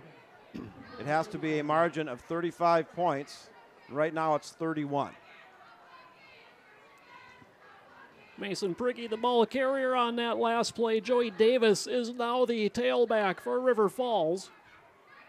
And he gets the handoff. Davis, a nice run out to the 45-yard line. That's a pickup of 10 and a River Falls first down. Got a real nice historical email from Lee Livermore, and I've gotten these in the past, and I was hoping this season he'd do one of these again, because I love studying the old stuff, and Lee was on the 65 team. When we have a little break in the action, possibly between quarters, we'll talk about it here, because he's given us some great stuff. And thank you, Lee, for shooting us the email. We'll get to it probably in the third quarter. First and 10 from the 45. They fake to Davis. Quick pass over the middle, and boy, blocking on the play was Mason Prigge. It was thrown in his direction, but he had his back to the ball. Incomplete. Yeah, great email. What I meant was the third quarter break. We're in the third quarter, but I want to read this in full and have a little bit of a discussion here. And those of you who followed the Hudson Raiders for many years will enjoy this, and it speaks to the rivalry game and really the history, and love to talk about that. Handoff, Davis looking for a seam, bounces it out to the right. He's into Hudson territory, refusing to go down, and finally is taken down at about the 49. John, that sets up 3rd and 4. We also want to welcome all of our viewers in Hudson that are tuning in on Channel 15, the River Channel, our partnership bringing these games to you live this year. It's been a nice addition in addition to the live web streaming. This is year number 7. Joe and you and I have had a nice run, and we've got to see a lot of successful football. That's gone quick. It has. Yes, it has. 3rd and 4, 3 receivers near side. Handoff, Davis. He is hit in the backfield and dropped. Cody Sika and Nick Becker are there to set up 4th and long. This Hudson defense is dialed in. I mean, they're just attacking. They're completely controlling the line of scrimmage, converging on the ball carrier. This defense has accomplished something that every defense ultimately wants to do. Buddy Ryan put it best years ago. You want to have a defense that dictates what the offense does, not the other way around, and that is completely what Hudson is doing right now. Tyler Terrell on to punt it away. 2 punts early. Here's a low snap. He's able to pick it up and get off a nice knuckleballing kick. Carls takes it as he falls at the 27-yard line. Steve Tennant emailing in. He says, "Go Raiders" from the Tennants. Watching in Hudson, and Steve says, "Go number 9." Of course, that would be Jacob Dalton for the Hudson Raiders. Again, we want to thank the Hudson bench warmers for all that they do behind the scenes. HudsonFootball.org, a lot of good stuff. And check out Hudson Broadcast. It's a site I've been building. Still got a ways to go. We're going to do some, in addition to our sports programming, some local community programming. Got some great ideas, so stay tuned for that. Option pitch to Stubendijk, made a man miss in the backfield, and then a nice ankle tackle. Takes him down at the 30 for a gain of 3. Gavin Naughton on the tackle for River Falls. Of course, just announced, if you're a baseball fan in Hudson, the Northwoods League, it is official. It's kind of been in the works for a while. The Northwoods League is coming to Hudson, nice. 2019. 2nd and 7, straight keep. Helterbrand up the middle and is kind of dragged down by the shirt tail there by Mitchell Williamson. Another gain of 3 brings up 3rd and 4. Hudson kind of playing it pretty close to the vest there. You know, they're clearly in command of this game. And Coach Adam Cowles, and I've said this before, and I'll say it again. He's a coach that really believes in sportsmanship. He is not a coach that runs up the score, even though he has the horses to do so, and I greatly respect that. River Falls jumps, and that's going to move the chains for Hudson. The 5-yard mark-off will take it out to the 38-yard line. Hate to jinx anything here, John, but it's really been a rather penalty-free football game tonight. It has, and there's been times with all the offensive success that Hudson has had, one of their Achilles heels is they've been flagged a significant amount of times at inopportune times for holding, and they've really cut down on that tonight. It's all about discipline, and they've done well in that regard. They fake to Squires. The pitch comes back. Riley Brown looking for some room. A little shake and bake. He's into River Falls territory and taken down at the 40-yard line. That is a 22-yard scamper for Riley Brown. Riley Brown, I think he's one of these, I call it an X factor or a variable of how deep we can go in the playoffs. If they start keying on Squires, if we can get the tough 4, 5, 6 yards between the tackles, Aaron Squires, Brown complements that so well with a speedy, smaller back to the corners. Option play, Helterbrand's going to keep, and Helterbrand is inside the 35. They'll mark it at the 33, a gain of 7 on the play. Superior up 21-0 over Eau Claire North. We talked about that in the pregame of how challenging it has been for Eau Claire North and suffering through a very tough season, and it mercifully ends tonight. And I want to congratulate all those athletes for hanging in. Handoff, Brown spins down to about the 26-yard line. That'll be a Hudson first down, another gain of 7.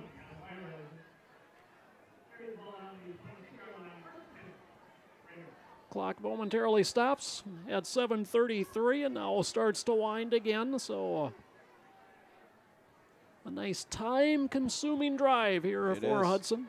Of course, as we start playoff coverage next week, we're going to bring some local sponsors on board for our playoff coverage. Handoff to Squires, not much there off the right side. And Squires a little slow getting up. Yeah, I don't think he's 100%. He did not see a lot of action last week against Chippewa, and they need him 100% if we're going to go deep in the playoffs. He goes off. Jacob Sigsworth is in as the tailback. 2nd and 10 for Hudson. Brown in motion. They swing it out.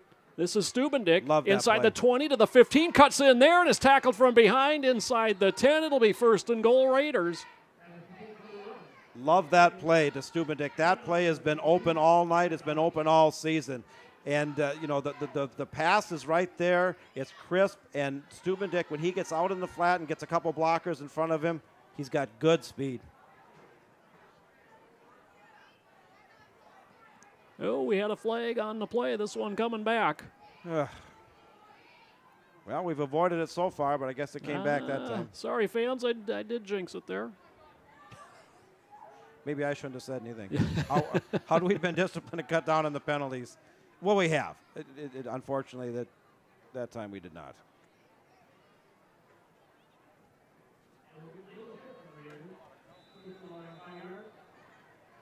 Legal shift on Hudson, so 5-yard penalty makes it 2nd and 15. They run the option. Sigsworth, as we get a flag that comes in, and this one will be coming back as well, as that's thrown in the area of holding. Well, one thing you don't want to do is get sloppy here. You had an outstanding first half. You're clearly in charge of the game.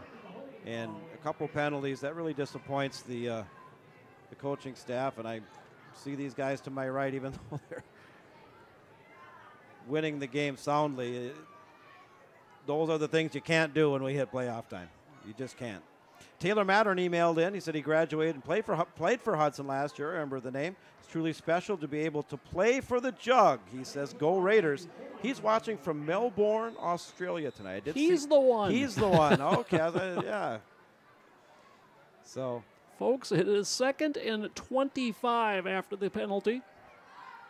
Hilterbrand steps up and runs. Hilterbrand directing traffic, and he's back inside the 20, taken down at the 19-yard line, and he darn near got a first down right there. He's got size. He's got speed. We talked about his throwing prowess and his accuracy, his presence in the pocket. But, man, the yards he's put up on the ground the last 3 games is very, very impressive. Good basketball player. And just as a reminder, we're going to, when fall wraps up, we're going to be doing a significant schedule of boys and girls basketball and boys and girls hockey in Hudson broadcast this winter as well. And River Falls jumps again, and that will give Hudson a first down. Hilterbrand after that 22-yard run, John, 12 carries, 112 yards tonight. Oh, yeah. I mean, that's if you can get your quarterback, who's primarily, you know, a passing weapon, 112 yards. I mean, wow. Your offense is hitting with both barrels. Pitch back, Sigsworth will be taken down at about the 10. I guess they'll spot it at the 11. That's a gain of 3.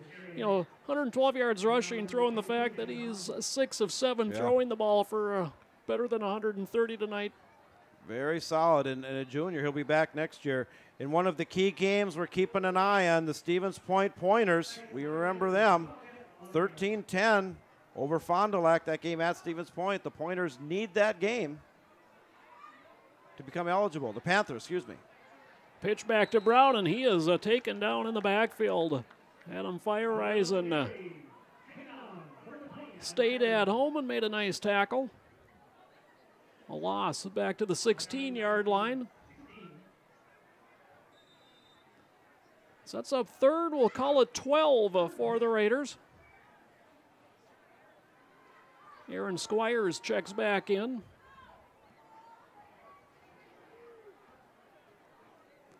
Brown in motion, look out, they swing it out. This is Squires, turns up at the 15, and he is taken down there. Good open field tackle from Joey Davis. Took the words right out of my mouth.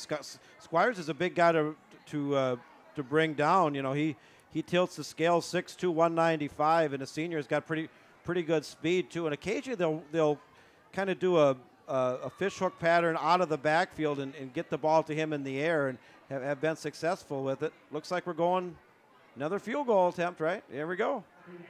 This one will be from a 32 yards out from the far hash mark. Good from 36 near hash mark. Stubendick gets it down, but that one came out of there a little funky. It is short and no good. Well, he still had one heck of a good night. 3 minutes, 40 seconds left to play in the third quarter. It remains 38-7 Hudson.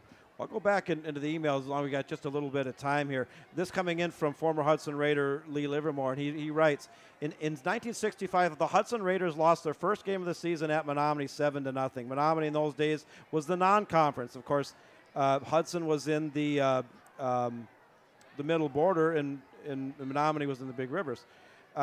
We then run off 6 straight middle border conference victory, as did River Falls. I'll continue here after this play. Handoff, Davis finds a little seam off the right side. He's out across the 25 to nearly the 30 and nearly a first down. So this set up the final game of the season. Of course, this is some 52 years ago now, versus the Wildcats for the conference championship and the Little Brown Jug. Hudson prevailed in that game 20-7 to win the Jug and the conference championship in the final high school football game ever played at Old Raymer Field, at the old Raymer Field. That's fantastic. Oh, yeah. Handoff, Priggy, and he is hit. Jacob Dalton finished him off after he was stood up by Hunter Peacher. Play came in from way back. Well, while they're sorting out, I'll continue on here. And then following year in 66, the Raiders were picked to finish in the bottom half of the Middle Border Conference. Instead, they reeled off 8 straight wins. It was an 8-game schedule back in those days, including a 27-7 win against River Falls to win the conference championship for the second consecutive season with an undefeated season. The defense only allowed 19 points the entire season. And Lee puts it best, and this is a conversation I've had many times with many people through the years. Sure wish we had playoffs Yeah. in those days. I agree. Flag was a hold on River Falls. Second and 14 to go.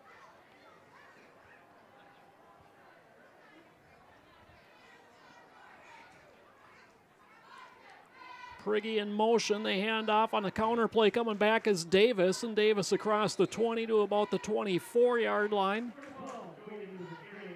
It's a gain of 7. It'll bring up 3rd and 6. And boy, it would be interesting. Yeah. And you know, another argument you can have is it's too bad you can't pit one era's team against another era's team, because a team like that, you know, against some of the Arrowhead teams or some of the Hudson teams that we've covered, John. Yeah, and I'll expand upon that here in a moment after this play. Flanagan throws short. It pops up. And it was caught. Juggling catch right on the ground. Great catch that time from Peyton Flood. But it is short of a first down. Another big piece of history here involving this field in River Falls. It was 48 years ago on the last regular season game of the season that River Falls beat Durand and stopped a 36-game win streak that Durand had put together that started in 1965. And in 66, Durand and Hudson both undefeated, never got a chance to play because there was no playoffs. Terrell to kick it away again. End over end kick. Chases Carls toward the near side. And instead, it'll be downed at the Hudson 38-yard line by Gavin Naughton. Got a nice email in from Joe Stigler. Says, "Go Hudson Raiders." While this team is peaking at just the right time, and I would certainly agree. He said, "Hello from the Stiglers, listening in from Hudson. Could not make it down to River Falls tonight, unfortunately, but we're still cheering on the Raiders." Joe Stigler would like to give a special shout out to his favorite Raider, number 1, Go Max. Max was his coach at ABC Youth Football Camp in Hudson this year and did a great job. Max always takes time to visit with me after the games and thanks me for coming. Thanks for all you do, guys. Great broadcast. Enjoy the playoff information and the score updates. Thank you very much, Joe, and very nice email. Thank you. Hilterbrand running the option, and he's running out of options quickly. And he's going to be tripped up way back at the 25-yard line. That is a loss of 13 on the play. That scramble reminded me of Fran Tarkington, Bob Greasy. Unfortunately, it went the other way. Yeah. But I'll tell you what, though.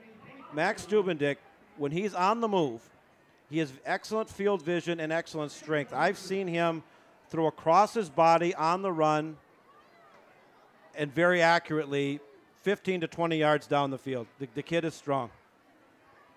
Stubendick in motion, straight handoff. Squires up the middle. Out to the 28. That's a gain of 3. Hudson would not have to run another play here in the third quarter. We'll see if they do. Yeah, they've kind of taken the foot off the accelerator, if you will, here in the third quarter, and rightfully so, with a 38-7 lead. Another score update coming in.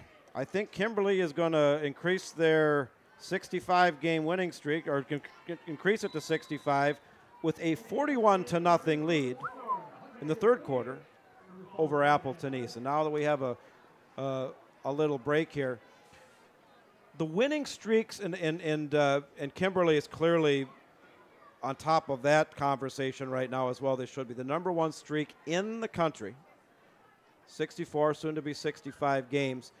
The winning streaks take on a bigger significance in the modern playoff era, because the only way you can continue a winning streak is to win the state championship. Yeah. Think about that. Yep. I mean, because you have 32 teams in the division. Well, 31 will end with a loss. You might have 8 undefeated teams go in. And the team that wins the state championship might not be one of the undefeated teams. It might be a team that comes in with 1 or 2 losses. So, and my dad and I have had this conversation about the Durand winning streak. They had 36 wins. Very, very impressive. It was stopped here on the last game of the regular season some 48 years ago. But, they didn't have playoffs, so you didn't know, Yep. it could have been stopped. On the other hand, if they had playoffs and they really were that good, we'd be talking about a 50-game winning streak instead of a 36. We'll never know. Option pitch, Riley Brown looking for a seam, and he is taken down at the 41-yard line. A gain of 13, but still far short of what Hudson needed for a first down. And, I grew up over in Minnesota, and so it's the same thing over there. I think they got the playoffs going about the same time, about in the mid-70s. 76 in Wisconsin, I think Minnesota was about the same.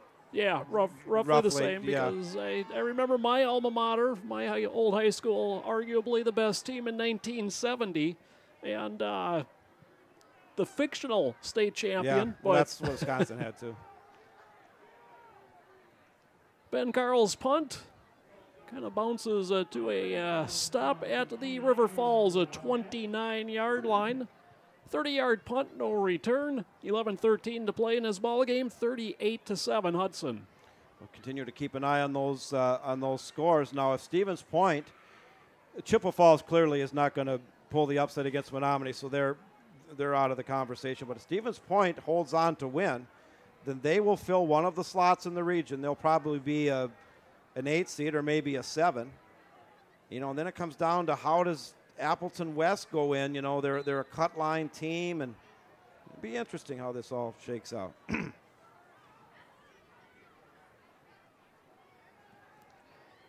Joey Davis on the carry for River Falls, and he picks his way across the 30 to the 33 for a gain of 4. Davis kind of forced into a duty as the tailback, entered the game tonight with just 1 carry on the season. That was carry number 6 tonight. Superior looking for their first conference win of the season. It's been a tough season for the Superior Spartans. They had some key suspensions and injuries and lost some early games and never really got back on track, but they're going to get their first conference win of the night, up 28-0 over winless Eau Claire North. Priggy in motion, takes the handoff, and he's got a first down and more, and finally taken down by Dalton on a good hit at the 47-yard line. Jacob Dalton has had some tremendous hits this year. He's a good-sized kid, 6 foot, 180 pounds. He's a junior. Defensive back position.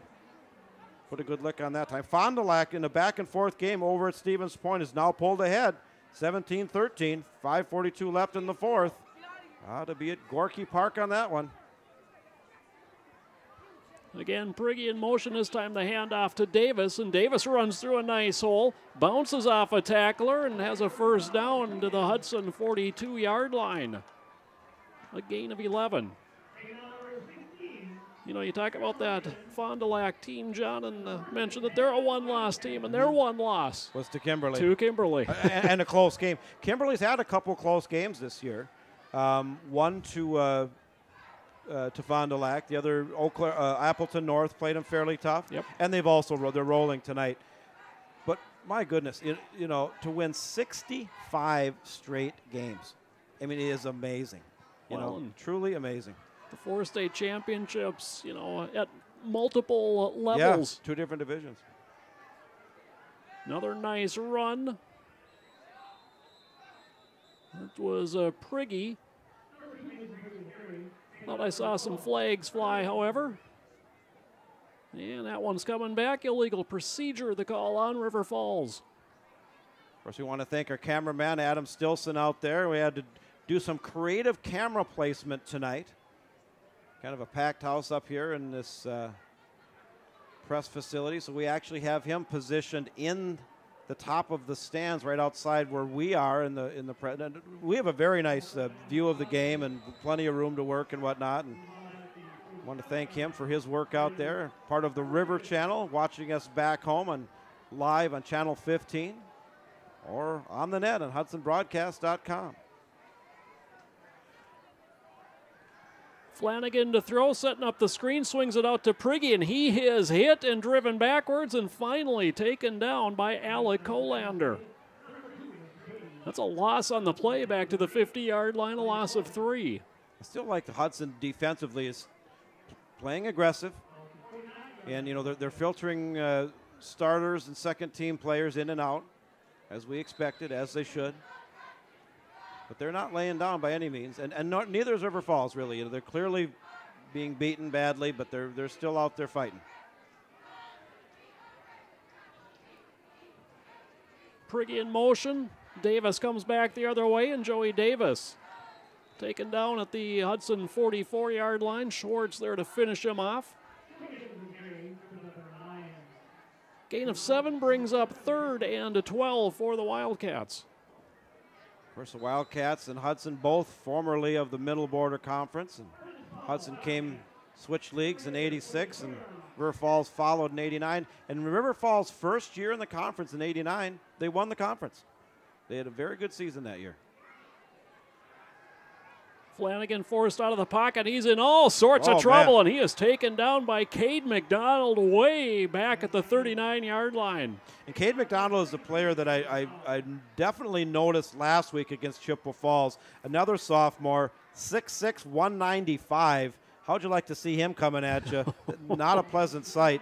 And, you know, as Goodbowl will graduate and go on, I think McDonald will be the next to kind of fill that position.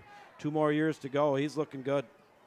17-yard loss, 4th and 29. Terrell to punt it away. Good punt. Carls retreats to his 28 where he calls for a fair catch.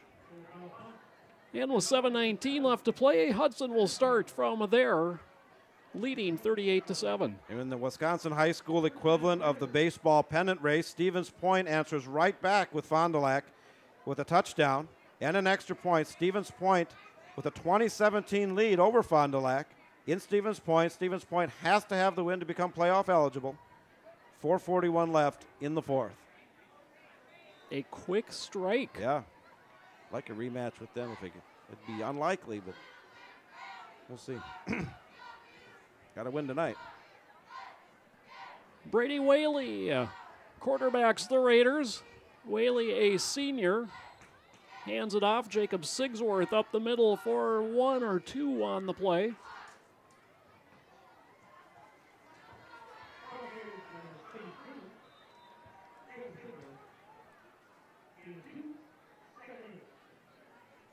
Give Sigsworth 2 as we dip under 7 minutes to play. If you're on Hudson Broadcast for the first time, sign up for or follow us on Twitter at HudWe Broadcasts.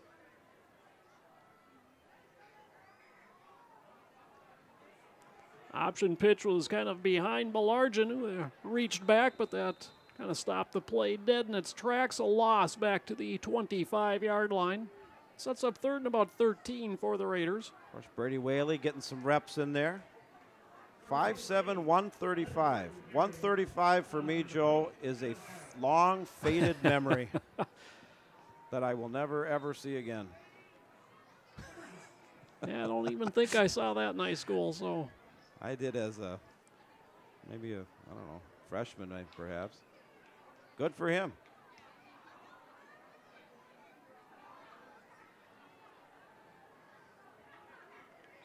And a simple handoff for no gain. Sigsworth on the carry, and the punt unit will come on for Hudson. Of course, with this win tonight, Hudson will improve to 7-2, a very successful season. 5-2 in the Big Rivers Conference. Back-to-back 5-2 seasons for the Raiders. Yeah, I was just going to say 3 out of their last 4, 5-2. 5-2, yeah. In the 7 years we've covered Hudson, they've and actually, victory tonight makes them 6-1 in the conference. 6-1, excuse me, 5-2 overall. You're right. You're absolutely right. I stand corrected. For sole possession of second place, with of course Menominee taking the championship is undefeated, and they're just rolling over Chippewa Falls. Chippewa Falls, I probably entertained ideas if they could pull the upset at home, but Menominee put them away early, and so they're out of the equation. But yeah, it's going to be an interesting. In Eau Claire Memorial, at last check, was down by 2 touchdowns.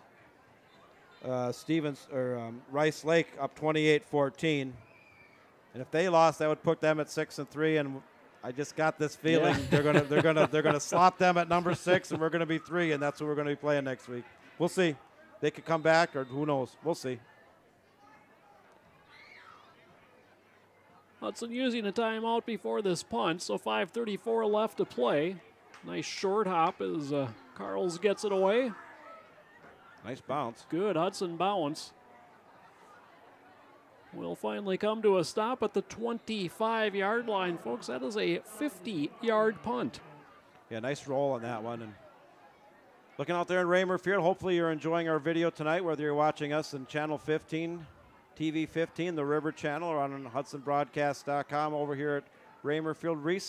Fairly recently renovated, part of a big capital campaign over here at UW River Falls, of significant upgrade of athletic facilities with the field house and training areas. And this was the training preseason training ground of the Kansas City Chiefs for many years, and they upgraded locker rooms to accommodate them, and a year later they left. So I don't know. But the Chiefs having a good year. Andy Reid's got them playing very well, undefeated. The last of the undefeated. They are, yeah. And we got a flag that comes in as the pass was incomplete, intended for Nate Rixman. I got a chance to, Dimitri Roth on the coverage. a few years ago, meet Len Dawson, former Hall of Fame quarterback. They used to bring him up as a consultant, I guess. Met him at Barker's, downtown Hudson, one night. Pass interference on Hudson. 15-yarder gives River Falls a first down. Well, that must have been kind of fun to. It was. I didn't know it was him right away, but it was, and yeah, enjoyed that. The first of 4 Super Bowl quarterbacks to break my Vikings heart. It was. Joey Davis with quite Nice a run. Nice run. Finally taken down at the Hudson, a 12-yard line. 48-yard scamper for Davis. Well, the Wildcats still fighting. Of course, Hudson defensively have pulled several of their starters. The Wildcats trying to close the gap here. Of course, I would be remiss if we were not to mention the Packer-Viking game looming on Sunday. Both teams doing well. Should be a good one. They hand it off to Davis again. Stutter steps and is taken down after a short gain. Yeah, both teams, talking about Vikings and Packers, both teams a little nicked up. The Packer defense is sustaining its share of injuries, and obviously Bradford and Diggs has been ruled out for the Vikings this week, so that will hurt, although Michael Floyd came off suspension this past week, and hopefully he can fill the void for the Vikings. Called several of his games when he was at Creighton-Durham Hall before we went on to the University of Notre Dame and later to Arizona. Back home now with the Vikings. Stopped by New England just long enough to pick up a ring last year. Was he on New England last year? Was he? Oh, that's right, he was. You're right.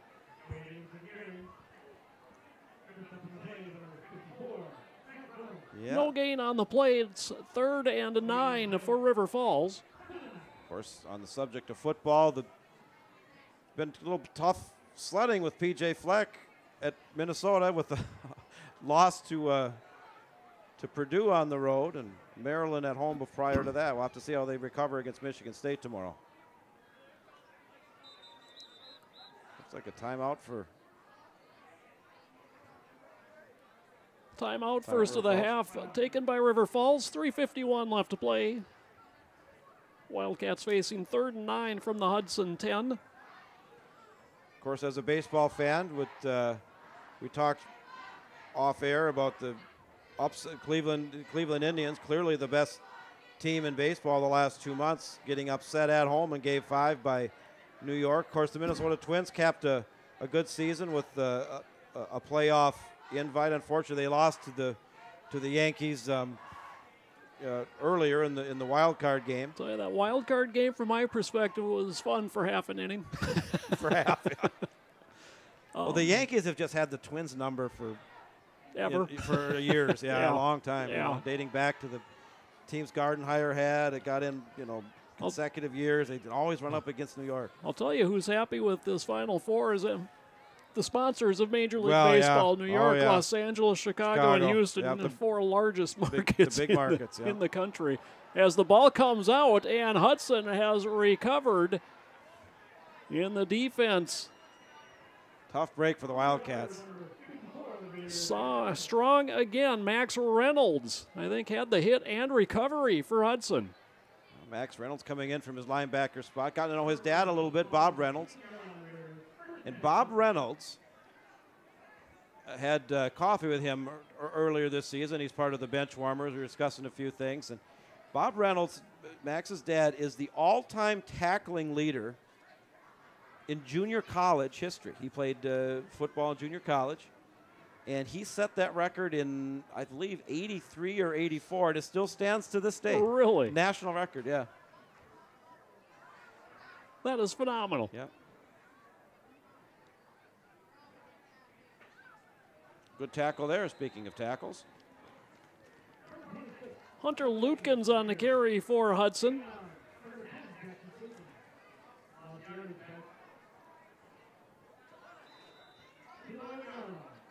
Yeah, with Minnesota, I think that's a key game tomorrow at home. Are you going to it? Not tomorrow, no. No, it's a night game. I think they moved it tonight. Yeah.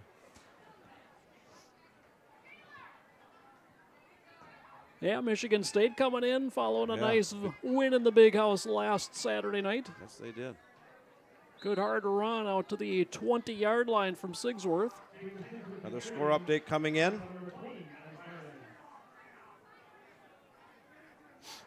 And I'll be darned.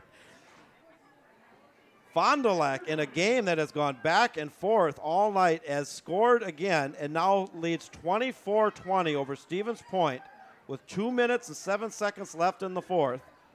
Kimberly is rolling, and Menominee, it is final, 35-0 over Chippewa Falls. The Mustangs end undefeated.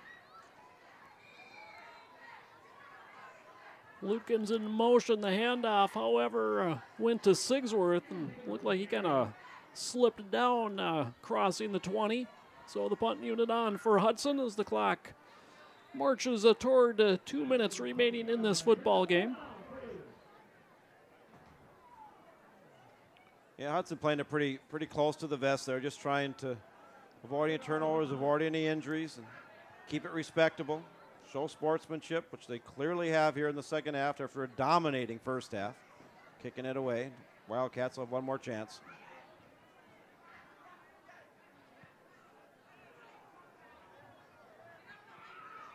And his punt does not take the Hudson bounce and is downed right at the midfield stripe with 1:44 left to play.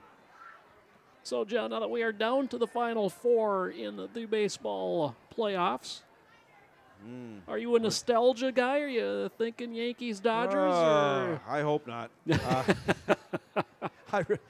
I would have minded a Chicago-Cleveland rematch. You know, what? Yeah, I mean, that'd have been fun. Could you asked for a better series in terms of entertainment value last year? And the storyline, of course, Chicago being forever and Cleveland not, you know, a little bit better. But now it's a very, very tough loss for Cleveland in Game 5. I felt bad about that.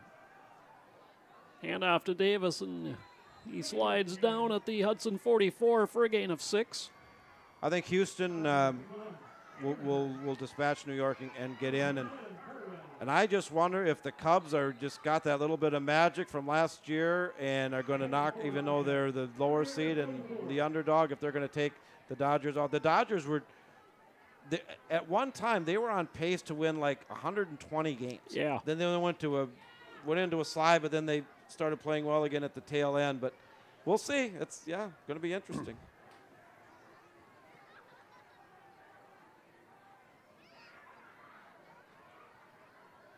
Again, Davis on the handoff. He's got a first down inside the 40, and the forward progress will get him to 38, another gain of 6. Another game tonight, and doesn't really affect us at all, but it's a story that I've been following. It's a smaller school in a lower division. St. Mary's Springs is coached by a guy by the name of Bob Hyland, who has coached since 1971 And Coach Bob Hyland is going for his 448th win tonight. Only 2 active coaches in the country have won more games than he has. Prigge on the carry, and that ball, I think, was stripped. I think the Raiders came away with it. They did. Brad Raffensperger picks up Hudson's 4th takeaway of the evening. Yeah, the Wildcats, they made a game of it early, you know, cut the deficit to 14-7, but like we said earlier, Hudson went into a whole nother gear and just pulled away. And the Wildcats, you know, they had injury to Cole that really hurt. They've had multiple turnovers, a couple costly penalties, and then just defensively having a hard time stopping this multifaceted Hudson offense that's just hitting on all cylinders. Raiders kneel it down. They will not have to run another play. And River Falls, despite having 2 timeouts, will let the clock drain. And the Hudson Raiders. You can see the emotion, Joe, on the River Falls Wildcats as the seniors end their career. There will be no playoffs, and it ends tonight. 38-7 your final score this evening. A complete shutout in the second half for both sides. As obviously this one decided dominantly by Hudson, especially in the second quarter. 24 unanswered points in the second quarter blew this one wide open. 38-7 your final score. The Raiders finished 6-1 in the Big River, 7-2 overall. River Falls drops to 2-5 in the conference, 2-7 on their season. And now it's all a waiting game for the Hudson Raiders. They've known for a while now that they're playoff eligible, but what seed will they have and who will they play? It will be in Hudson, I can guarantee you that. They're certainly not going to slip any lower than 4.